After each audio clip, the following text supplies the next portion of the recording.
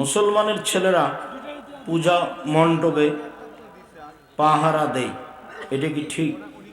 পূজা মণ্ডলে পাহারা দেওয়া নাজায়েজ, তবে যেই সময়ে সরকার বা বৈদেশিক সরকার বুঝছিল যে আমরা পূজা মণ্ডপ ভেঙে দিচ্ছি, সেই দিন পাহারা দেওয়া ঠিক ছিল যে আমরা ভাঙি না।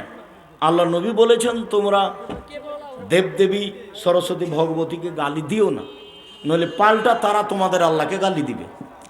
আমরা ওদের মন্দির ভাঙতে আসিনি, ওদের মূর্তি ভাঙতে আসিনি। আমরা মুসলমানেরা যারা যেটা মূর্তি করেছি সেটা আমাদের ভেঙে দিতে হবে, ভাঙতেই হবে, আজ হোক আর কাল হোক।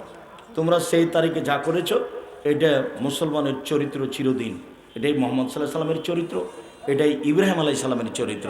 মুসলমান যত ছবি মূর্তি করেছে তা সময়ের গতিতে মুসলমান ভেঙে দিবে, একবারে গুঁড়ে দিবে, উঁচু কবর ভেঙে দিবে মুসলমান।